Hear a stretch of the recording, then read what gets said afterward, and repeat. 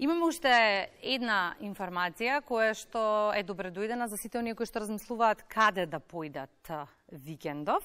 Именно утре во општина Грацко почнува второто издание на фестивалот на храната и виното. Деталите за програмата ги добиваме од градоначалникот Кира Нацков. Добро утро и добре ни дојдовте во Добро утринската утро, сакам да ви се заблагодарам за поканата, за да присуствуваме на вашата доста гледана утринска програма. Лани почнавте, коригирајте ме ако грешам, срамежливо некако со фестивалот, но не очекувавте дека ќе има толку интерес и посетеност, па и да го дочекавме второто издание. Така, лани почнавме ентузијастички, така, со голема желба нешто да направиме и на крајот, да бидам искрен, самите од себе си малку си изненадивме што направивме и решивме оваа година да ја продолжиме, ако може да стане традиција. Ние наследивме од претходниот совет одлука каде што се зема Свети апостол Павле како патрон на општината. И сакавме да дадеме некоја додадена вредност, да не е тоа само така монотоно дека ете имаме патрон и некако да го прославиме сето тоа. Направивме некоја организација лани и дадовме име Градско храна, вина и традиција. Се случуваше на самиот ден и како што кажав претходно, поминавме релативно доста добро и со посетеност, и со луѓе, и со организација и решивме оваа година малку и на тоа да додадеме поголема вредност. Оваа година ќе трае малку подолго, ќе имаме малку повеќе изведувачи и намерно го сменивме и концептот. Сега го правиме Петровден кон Павловден, со тоа што во 12 часот на полноќ сакаме сите жители на општина Грацко, на кој што е патрон апостол Павле, заедно да го дочекаме самиот ден. Додека црковниот дел кој што го организира црквата, каде што ние како општина сме само гости, тие црковниот дел ќе си го изведуваат утрешниот ден во 11 часот во нивна организација. Ајде сега да проговориме малку и за програмата, како е организирана. Прво сакам да информираме за штандовите, колку ќе ги има и што ќе нудат тие. Не случајно нели храна и вино, некако виното, најубавите вина од околината на Грацко ни доаѓаат. Да, така? Ние сме во така наречениот Тиквешки регион, најпознатиот вински регион кај нас во Македонија и сосема нормално е кога размислувавме самата манифестација кон што да ја залепиме, така да кажам, јас го ставивме виното како кај нас традиционален пилог. И на тој начин ја крстивме Градско храна, вино и традиција, ќе има штандови со вино, ќе има штандови со храна, со пијалоци и на тој начин ќе имаме и познати изведувачи. Имаме така, ајде да кажам, доста интересна програма оваа година. Ќе настапуваат Спасен Силјановски, Либеро бенд, Жаре Бербери како главна звезда Петар Грашо.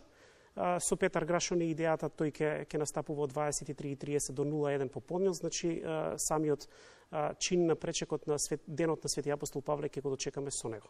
Што друго нуди Грацко што би можело да ги привлече домашните и странски туристи во овој период од годината? Па најрепрезентативен... Аз се извинувам да не биде само попатна станица на патот за туристичката дестинација. Најрепрезентативно нешто кој што имаме ние е археолошкиот локалитет Стови.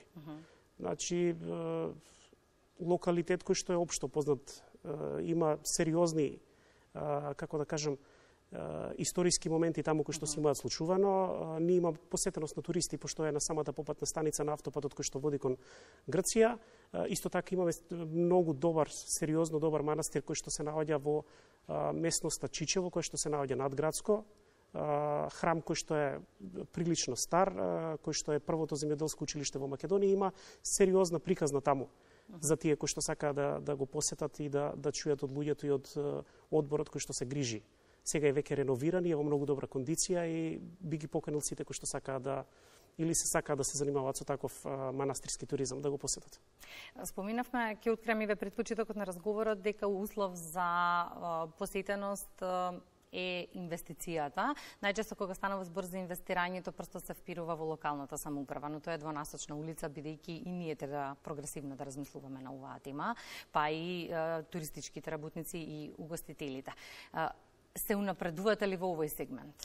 Па се обидуваме, да. Лани и тие беа прилично изненадени со тоа, со колкава бројка имаше на самиот настан, па мислам дека оваа година и тие дополнително ќе се вклучат во подобрувањето на целокупната идеја која што ја осмисливме и која ќе реализираме. Веќе се и они запрепастени со бројката на луѓе кои што си има најавено дека ќе дојде утре вечер, така да ние со нашата работа допринесуваме со носење на лица кои што привлекуваат внимание како изведувачите. Остатокот го оставаме на нив, тие треба да се покажат затоа што на тој начин ќе имаме, како што кажавте, двонасочна улица.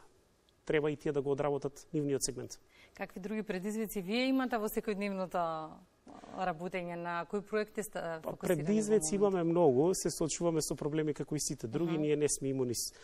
Она што се случува на ниво на цела држава, проблемите се карактеристични. Кај нас иселувањето не е сериозен проблем, воведувавме неколку мерки кои што со кои што можеме да се пофалиме. Мислам дека први воведовме бесплатна градинка во Македонија, која што се уште трае 2,5 години, сакајќи да помогнеме на локалното население, на тие кои што имаат деца. Потоа воведовме мерка бесплатен оброк за сите деца од прво до пето оделение. 180 деца секој ден добиваат оброк. Исто така некоја дополнителна вредност со, како да кажем, помагање на семејниот буџет на семејствата кои што имаат деца на некоја возраст од 1-2 годинки до 10-11 годинки, и се обидуваме на некој начин да се бориме со тоа што ни се случува на сите нам, на начин или можности кои што ги имаме врз основа на функцијата или врз основа на институцијата која што може да делува најдиректно.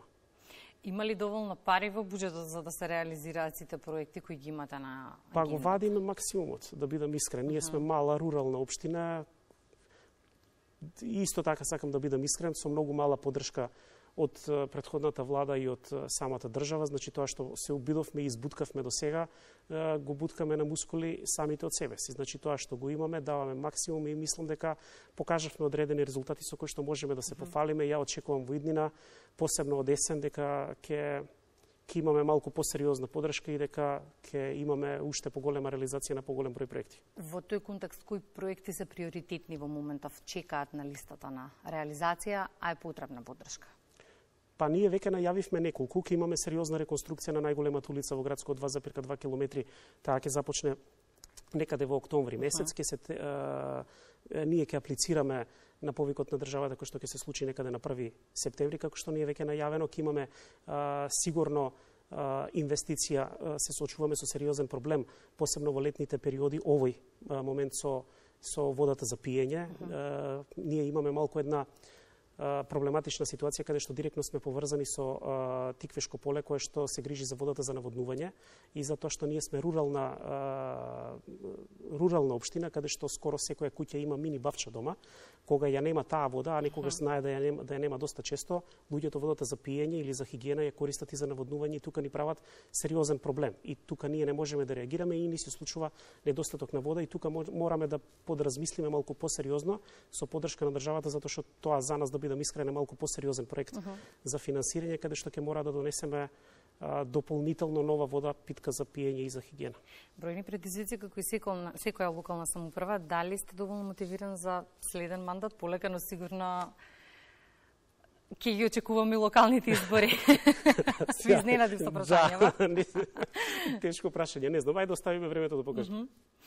Добро, тогаш ајде ќе ги поканиме некаде пред крајот на разговорот сите оние кои што сакаат да дојдат во градско утре. Има што да се проба, има што да се види, комплетно уживање на едно место. Така да, апсолутно, ние гарантираме дека ќе има добра забава. Ви благодарам многу за гостувањето во Македонија наутро. За сите проекти кои што ги споминавте од септември ќе дискутираме, чекаме пари за да може да се реализираат. Със сигурност, да. Ви благодарам на поканата уште еднаш. Ви благодарам многу за гостувањето во Македонија наутро.